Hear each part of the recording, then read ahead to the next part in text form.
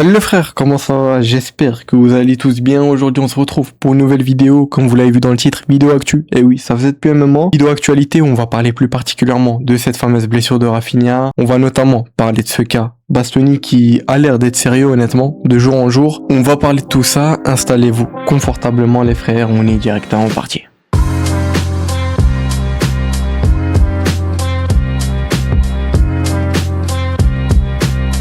Je pense que j'ai pas besoin de vous l'apprendre, Rafinha est bien blessé, il va manquer un mois de compétition, il est forfait pour ces fameux 3 matchs face à l'Atlético, il va rater le match aller et retour de Ligue des Champions, une blessure qui, on va pas se le cacher, peut peut-être nous coûter la saison. En tout cas, blessure de Rafinha qui a été confirmée par le club vendredi dans l'après-midi, il me semble, ou en matinée si je dis pas de bêtises, et il me semble que c'était plus dans l'après-midi, il y a eu ce fameux communiqué que le Barça a sorti, et dans le communiqué ils annoncent que Rafinha sera absent pendant 5 semaines, ce qui équivaut à un mois, un peu plus d'un mois il me semble potentiellement, enfin bref, un mois 5 semaines, vous m'avez compris. En tout cas, cette blessure de Rafinha, qu'il faut se le dire clairement, nous fait plus que chier. Sincèrement, je me demande comment on va faire. On va en parler après des potentielles solutions alternatives. Mais une blessure de Rafinha qui va peut-être nous coûter la saison, je sais pas honnêtement. On sait que pour le remplacer, on n'aura pas un joueur qui pourra faire ce que Rafinha fait. Ça, c'est clair et net. Rafinha qui va manquer de gros matchs, hein, comme j'ai dit, je le répète. Ça, c'est un tweet qui a été posté par Actu Barça.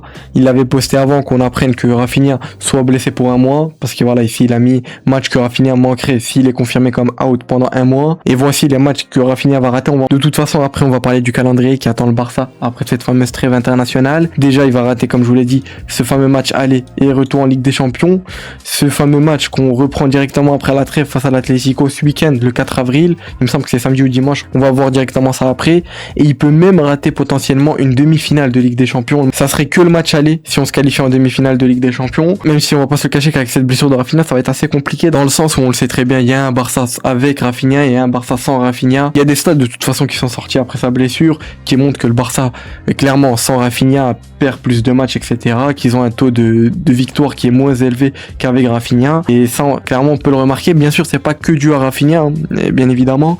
Mais Rafinha, on sait que c'est un joueur qui est très important. Il a ce truc de leader. Dans le pressing, c'est lui qui démarre le pressing. C'est lui qui donne cette grinta un peu à tout le monde de presser. C'est tout simplement ce leader qui lève le brassard au pas, qui va vraiment encourager l'équipe et booster l'équipe. Là, maintenant, on va devoir faire sans lui pendant un mois. Un calendrier qui est assez chargé, même plus que chargé, on va pas se le cacher. On reprend ce week-end, samedi 4 avril, week-end qui arrive, face à l'Atlético Madrid, au Wanda Metropolitano, chez eux en Liga.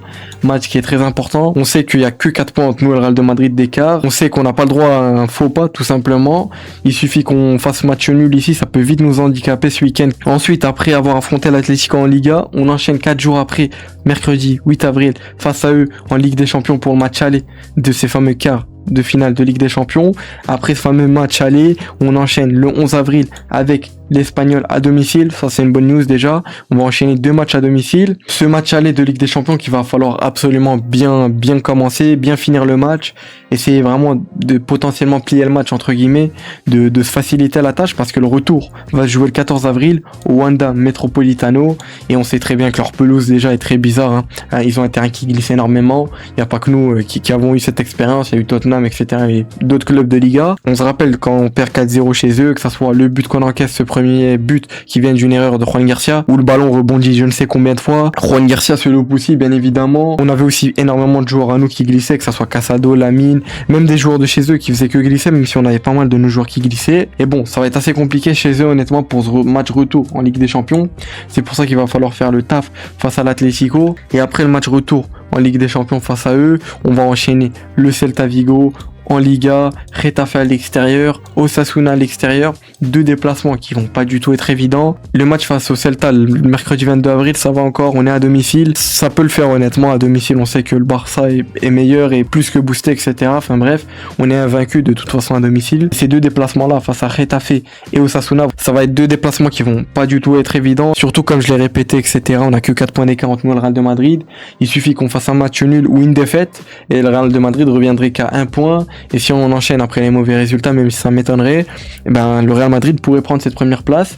Et pour l'instant, si ça continue comme ça, que nous on gagne et que eux font que gagner, le titre et cette première place va se jouer au prochain Classico qui est le 10 mai de mes souvenirs. Donc bon, on a le temps d'ici là, et il se joue dans quasiment 2 mois, 1 mois et demi à peu près, vous m'avez compris. En tout cas voilà, blessure de Rafinha qui fait chier. Faut se le dire clairement, c'est une blessure qui honnêtement, je me demande comment on va faire sans Rafinha, parce que on sait on n'a pas un joueur qui peut faire ce qu'il fait sur cette aile gauche, surtout que je vous préparais cette vidéo analyse qui maintenant je pense que je vais devoir la retravailler, ou je sais même pas si j'aurai le temps de vous la faire, parce que déjà là vous avez vu il y a eu une grosse semaine sans vidéo, mais bon avec les cours etc, j'en avais déjà parlé, j'ai eu des examens etc, j'ai dû étudier, enfin bref vous savez bien c'est les cours, la routine. Dans cette analyse là je voulais vraiment parler de l'importance de Rafinha ces derniers temps, avec quelques ajustements tactiques de Flick qui marchent très bien honnêtement, que ça soit face à Séville, Newcastle comme je vous l'ai dit, où on voit Rafinha qui est beaucoup plus axial, qui est un peu à ce poste de numéro 10, 9, faux 9, enfin bref, qui est un peu libre dans ses déplacements et qui fait énormément de bien à descendre chercher les ballons etc. Malheureusement on va devoir se priver de Rafinha pendant 1 mois. Là les deux concurrents pour remplacer Rafinha sont Rashford et Fermin. On sait que le concurrent de toute façon numéro 1 pour le remplacer c'est Rashford. On a même eu une news qui est sortie aujourd'hui, ici j'ai pris le tweet des frérots News Tiki Taka qui voilà, on peut s'y fier etc, c'est des mecs qui sont assez fiables, ils font un gros travail pour la commu Barça FR. Je pense que j'ai pas besoin de vous les présenter les frérots News Tiki Taka, mais ils ont sorti une news aujourd'hui là à l'heure actuelle où je tourne la vidéo qui dit que Rashford est le candidat numéro 1 pour remplacer Rafinha durant sa convalescence. Voilà, voici la source, je la connais pas mais il me semble que c'est une source catalane si je dis pas de bêtises, potentiellement que je me trompe.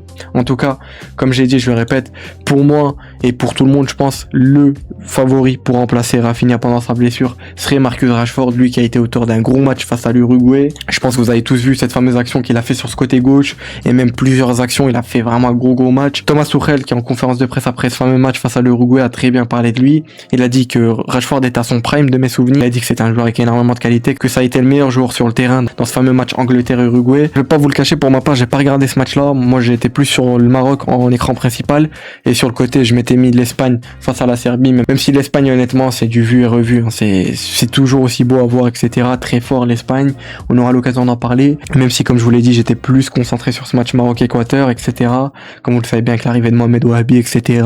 J'en avais déjà parlé dans l'avant-match face au Rayo. Peut-être que je vais essayer de vous préparer une vidéo où je vais parler du Maroc, ce qu'on attend du mondial, etc. N'hésitez pas à me dire est-ce que ça vous intéresserait une vidéo sur le Maroc et même l'Espagne potentiellement que je pourrais inclure dans la vidéo. Ça pourrait un peu changer des vidéos Barça, n'hésitez pas à me donner votre avis en commentaire les frères. En tout cas, tout ça pour en revenir à Rashford qui a vraiment sorti une très grosse performance face à l'Uruguay tout simplement. Le match se finit sur un match nul 1-1. Il me semble que Valverde égalise sur penalty vraiment dans les dernières minutes. Dans ce match-là, c'était l'Angleterre qui menait.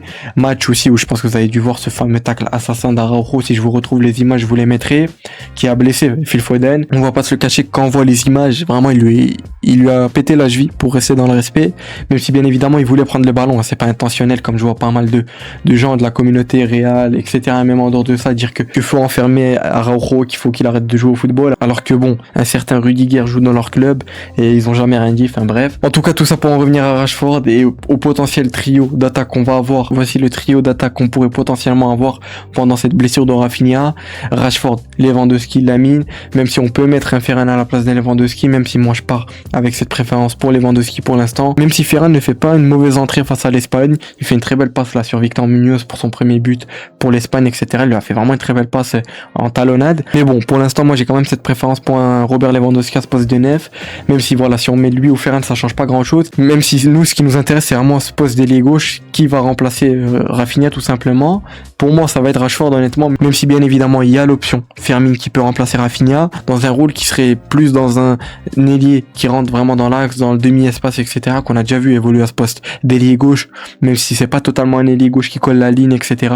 Même si Rafinha c'est pas aussi un ailier qui colle la ligne, etc. mais c'est pas dans le même style qu'un Rafinha, c'est plutôt ça que je veux dire, je pense que vous m'avez compris. On a aussi l'option, comme j'ai dit, Fermin, qu'on peut mettre sur cette aile gauche là, qui pourrait former le trio d'attaque Fermin, Lewandowski, Yamal ou Lewandowski, Ferran, enfin bref, même si pour ma part, comme je vous ai dit, j'ai cette préférence pour Lewandowski tout simplement. À voir honnêtement ce que Flick va décider, même si bien évidemment, comme j'ai dit, je le répète, Rashford reste l'option numéro 1 pour remplacer Rafinha tout simplement pendant ce gros mois d'absence de sa part. En tout cas, ce qui est sûr, sûr, c'est que on est Rashford ou Firmino qui remplace Rafinha, ça va être très compliqué pour eux de refaire ce que Rafinha faisait. On sait que c'est un joueur qui, comme je l'ai dit, très important, dû à son caractère, son leadership, que ça soit aussi sur son pressing, c'est un mort de faim du pressing, il est là qu'il presse tout le match. On l'a bien vu la saison passée, cette saison, et quand il est là, il fait que presser, il encourage les autres à presser. Firmino aussi, il est un peu dans le même style que Rafinha, c'est un mort de faim du pressing. Rashford un peu moins, c'est ce qu'on lui reproche à Rashford, hein, surtout ça, ce pressing qui fait pas trop, etc. Les efforts défensifs aussi, où il était pas trop impliqué à Rashford, c'est pour ça qu'il a pas mal été critiqué pendant une petite période là, pour ceux qui s'en souviennent quand Rafinha était blessé, parce qu'à des moments il faisait pas bien le pressing, où il pressait pas tout court, il faisait pas les retours défensifs, etc. Enfin bref, j'ai pas besoin de vous l'apprendre. On s'en souvient de cette période où Rafinha était blessé pendant un mois, la même période où Juan Garcia aussi était blessé. En tout cas voilà, cette blessure de Rafinha qui, j'espère qu'elle va pas nous coûter à la fin de saison. Pour l'instant c'est la seule blessure qu'on a de cette fameuse trêve internationale, sachant qu'elle est toujours pas finie. J'espère qu'on n'aura pas d'autres blessures qui vont être annoncées, que ça soit un Lamine, un Pedri, ou même d'autres joueurs, un Firmino, un Olmo, etc. Même un Koubarsi, j'espère qu'il va pas se blesser, et d'autres joueurs qui sont en sélection, à Araujo, etc. En tout cas voilà, Rafinha qui va manquer un très bon mois de compétition. Les 3 matchs face à l'Atlético, ces fameux quarts de finale de Ligue des Champions. On va suivre ça, on aura l'occasion d'en parler, il y aura l'avant-match, etc. vendredi pour parler du match face à l'Atlético en Liga. En tout cas voilà, une blessure qui nous impacte très clairement, et j'espère en tout cas que ça va pas nous coûter la fin de saison, parce qu'après cette trêve internationale, on sera dans cette dernière ligne droite. Il va falloir absolument bien enchaîner les matchs qui vont énormément s'enchaîner. On a un calendrier qui est très chargé avec des matchs qui vont pas être évidents. Il faut bien enchaîner, que ça soit en Liga et en Ligue des Champions. On sait qu'on veut remporter cette fameuse Ligue des Champions, aller en finale de Ligue des Champions. On aura l'occasion d'en parler. En tout cas voilà, ça aurait été tout par rapport à Rafinha. Passons directement à ce fameux cas Bastoni. Parlons maintenant de ce fameux cas Bastoni qui de jour en jour évolue, qui de jour en jour a l'air d'être de plus en plus sérieux. Je vous cache pas qu'au début, pour ma part, quand j'entendais le nom de Bastoni, etc., au début je me suis dit voilà, c'est une petite news qui sort comme d'habitude. Nous les supporters, je pense qu'on est habitués à entendre plein de noms qui nous font rêver, et au final ils viennent pas et c'est des news qui étaient totalement fausses, etc. Enfin bref, je vous apprends pas, vous savez très bien que les médias aiment bien en rajouter des fois quand ça entend des noms de certains grands joueurs, mais là Bastoni ça a l'air d'être sérieux, même plus que sérieux. Encore une fois, un tweet des frérots de News Tiki Taka, on voit que la source est Marca. Ce qui est bien aussi avec eux, c'est qu'ils te mettent vraiment la source, etc. Ils te mettent pas des news comme certains autres comptes où ils te balancent juste une news comme ça et tu sais pas trop la source d'où elle vient. Là c'est Marca, source qui est reconnue, etc. Je vous apprends pas un Marca, qui est un journal, etc. Ici on voit que Bastoni a dit oui au Barça et les négociations avec l'Inter vont commencer. Ici on a un autre tweet qui vient de Barça News cette fois. Il dit que Bastoni a accepté de rejoindre Barcelone. Il a donné son feu vert pour entamer des négociations avec l'Inter Milan. Ça c'est des news qui datent d'hier, je les ai récupérées hier. Mais aujourd'hui il y a une news encore une fois par les frérots de News Tiki Taka qui est sortie, qui dit que le Barça travaille sur le dossier Bastoni depuis des semaines et pense désormais que l'opération peut aboutir. L'Italien est enclin à venir à s'installer en Catalogne. C'est ce qui est dit depuis quelques semaines, même si ça fait vraiment une bonne semaine là que ça devient du concret. Il y a énormément de news qui disent que Bastoni serait plus qu'excité de rejoindre le Barça, comme ici. Il est plus que hype à l'idée de rejoindre le Barça, que le Barça s'intéresse à lui et il veut tout simplement rejoindre le Barça. Pour ceux qui ont vu sur Instagram, il a fait pas mal d'appels de phare entre guillemets, dans le sens où il like des posts du Barça, etc. Posts de Koubarsi, posts d'autres joueurs du Barça même, Lamine il me semble. Même si bien évidemment, faut pas oublier qu'on n'est pas dans une situation où qui nous permet d'aller chercher des joueurs avec une grosse somme, etc. Ici, ce qui est dit, une news qui est sortie par Mundo Deportivo, une source qui est assez fiable, très fiable même si bien évidemment des fois c'est que des rumeurs, eux relaient ça, mais c'est quand même une source qui est fiable et qui raconte pas que de la merde. Mundo Deportivo, loin de là. Ici on le voit clairement, le Barça pense que 60 millions suffirait pour tout simplement faire céder l'Inter Milan. Ici on voit qu'il est millénaire Azzurri, et je sais pas si ça se dit exactement comme ça, je crois qu'il faut dire avec l'accent italien, mais voilà, c'est les personnes de l'Inter quoi, vous avez compris. En tout cas, ce qui est dit et ce qui ressort énormément, c'est que le Barça penserait que 50 millions, voire 60 millions, même si l'Inter demanderait pas moins de 70 millions, serait suffisant pour recruter Bastoni, surtout que lui veut absolument le rejoindre le Barça, etc. Ce qui veut dire que potentiellement on pourrait avoir un Bastoni qui rejoindrait le Barça cet été, l'été qui arrive, et avoir une charnière centrale l'année prochaine, Bastoni, Koubarsi. Je sais pas si on se rend compte de la qualité de la charnière, que ces deux défenseurs centraux, qui leur qualité première et cette fameuse relance, ils ont une très très bonne relance. Bastoni qui est gaucher, ce qui est parfait, même si bien évidemment on a Gérard Maldini plutôt, qui Gérard Martin est sur un niveau qui est juste exceptionnel, honnêtement, très très bon niveau. Mais bon, Bastoni, on sait que c'est un joueur qui a de l'expérience, il a 26 ans. On sait aussi qu'on va pas se le cacher, si t'as le choix entre Gérard Martin et Bastoni, tu prends tous les jours Bastoni, même si à l'heure actuelle, quand je vois la montée en puissance de Gérard Martin, je me dis à voir d'ici la fin de saison, à tout moment, ça, il va prendre une place plus qu'importante dans cette charnière centrale. On le voit clairement, hein, sur ses dernières performances, Gérard Martin, il est plus qu'impressionnant, surtout son évolution, etc. Comme j'ai dit, je le répète, faudra un jour que je lui sorte une vidéo dédiée à Gérard Martin parce que son évolution est juste magnifique. Mais tout ça pour dire qu'on pourrait potentiellement avoir un duo Cubarsí Bastoni qui est gaucher, Cubarsí qui est droitier, les deux qui ont un jeu au pied qui est juste magnifique, une relance exceptionnelle. Je pense que j'ai pas besoin de vous la prendre, c'est leur qualité première, même si bien évidemment ils savent pas que relancer, défensivement c'est très solide. Cubarsí qui revient très bien. Pour ceux qui ont vu le match face à la Serbie, Cubarsí a vraiment fait un gros match. C'est même lui qui donne le ballon pour le deuxième but, il me semble, d'Oyarzabal sur cette magnifique frappe d'Oyarzabal. Bastoni aussi qui a fait un gros match avec l'Italie, eux qui jouent les barrages pour se qualifier à la Coupe du Monde, etc. Et qui est quand même sur une bonne saison, un bon niveau du côté de l'Inter, même si l'Inter c'est pas le meilleur Inter. Je pense que j'ai pas besoin de vous l'apprendre, ils se sont fait éliminer de la Ligue des Champions par Bodo Glimt, etc. Tout ça pour dire qu'on pourrait potentiellement avoir un Cubarsí Bastoni en défense centrale l'année prochaine, cet été, à voir honnêtement est-ce que ça va être du sérieux, etc. En tout cas, ce qui est sûr, c'est que Deco est en train de nous cook un énorme mercato, le frérot Deco, honnêtement, qui, on va pas se le cacher, a été critiqué de nombreuses fois, etc. Deco, beaucoup de gens voulaient son départ, etc. Surtout quand il y a eu ces fameuses élections présidentielles. Victor Font, ça a été l'un de ses arguments pour prendre la présidence du Barça, etc. Il disait que Deco était un incompétent, que c'était un mauvais directeur sportif, etc. Même si pour moi, honnêtement, on peut lui reprocher des choses à Deco comme à Laporta, bien évidemment, ils sont pas parfaits, loin de là. Mais on va pas se le cacher que Deco a quand même su nous ramener de bons joueurs au Barça, même si des fois ses choix étaient critiqués, etc. Mais pour l'instant, il est vraiment en train de nous cook un gros mercato pour la saison prochaine. Surtout que pour ceux qui ont suivi, ça parlerait potentiellement que cet été, Riméro viendrait au Barça pour être le gardien numéro 2 du Barça, tout simplement, parce que Chesney va quitter le Barça cet été. Ter Stegen, pareil, il me semble, je pense pas qu'il va rester, honnêtement, parce que le Barça là chercherait un deuxième gardien qui accepterait de jouer un rôle secondaire, d'être tout simplement deuxième gardien.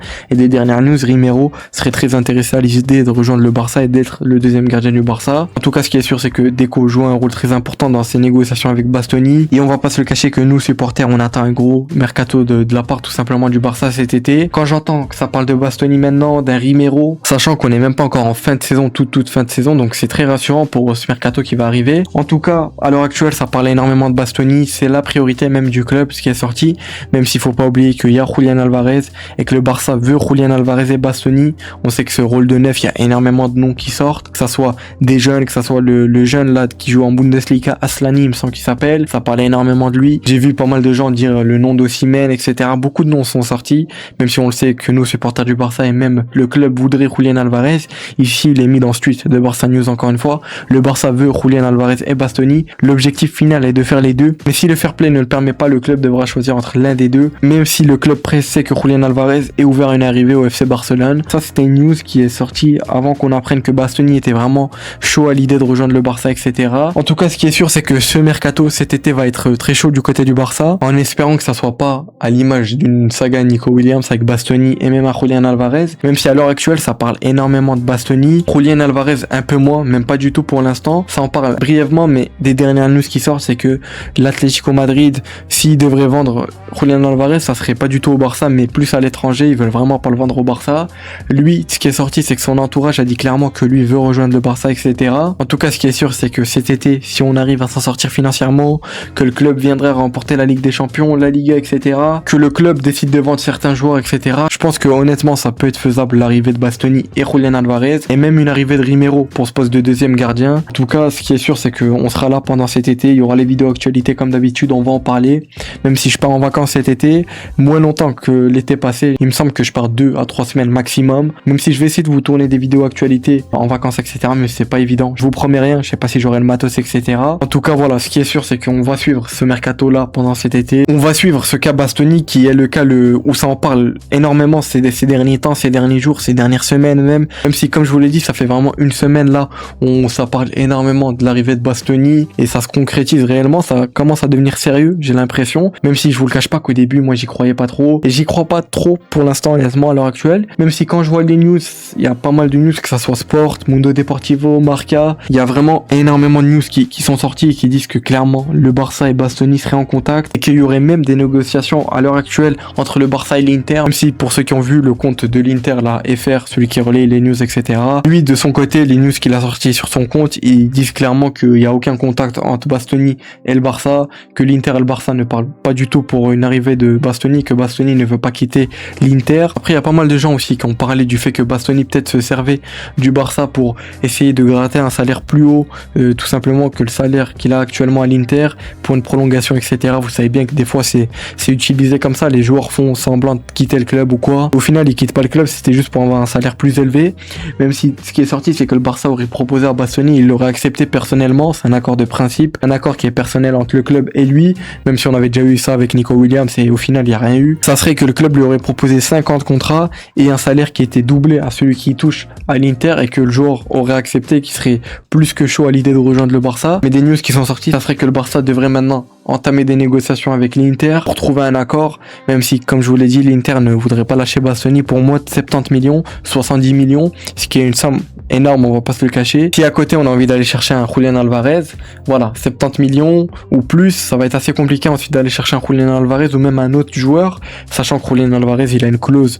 libératoire de 500 millions de mes souvenirs, et en plus de ça l'Atlético Madrid ne veut pas du tout le vendre, et surtout pas le vendre au Barça. Ça voudrait dire que même si Julián Alvarez, imaginons, fait un forcing pour rejoindre le Barça, veut quitter tout simplement l'Atlético va pas nous faciliter la chose, et va nous demander une somme qui va être très grande, un peu comme on avait eu avec Griezmann à l'époque, même si là le transfert de Julián Alvarez serait bien évidemment plus élevé qu'un Griezmann, j'imagine. Ça parlerait de 150 millions, 120 millions. Même s'il y a pas mal de news qui disent que le Barça penserait à inclure Ferran Torres dans la transaction, que l'Atlético serait intéressé par Ferran. Enfin bref, on aura l'occasion d'en parler. En tout cas voilà les frères, ça aurait été tout par rapport à ce cas Bastoni, ce cas Julián Alvarez aussi, où on en aura parlé brièvement. Le cas Rafinha, bien évidemment, cette blessure, son absence pendant un mois, où on va devoir faire sans lui pendant un mois tout simplement. Une absence qui va nous impacter clairement, comme j'ai dit, j'espère que ça va pas nous coûter notre fin de saison, etc.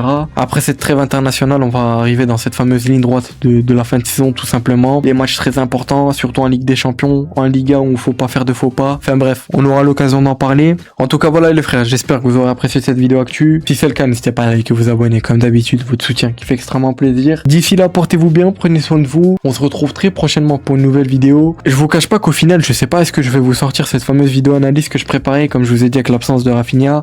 Va falloir peut-être que je modifie certaines choses. Je vais y réfléchir, je vais essayer de trouver le temps de vous la faire, mais ça va être assez compliqué avec le début de semaine, etc. Enfin bref, vous le savez bien que les cours, le foot à côté. En tout cas voilà les frères, si d'ici là il n'y a pas de vidéo, on se retrouvera de toute façon vendredi pour l'avant-match Barça-Atlético, pour tout simplement parler de ce fameux match-là face à l'Atlético, qu'on reprend directement après la trêve. Face à eux, un gros match qui nous attend après cette trêve. En tout cas voilà les frères, je vous retiens pas plus longtemps, passez une agréable soirée. Je vous souhaite déjà un excellent début de semaine. C'était Azro, ciao les frères.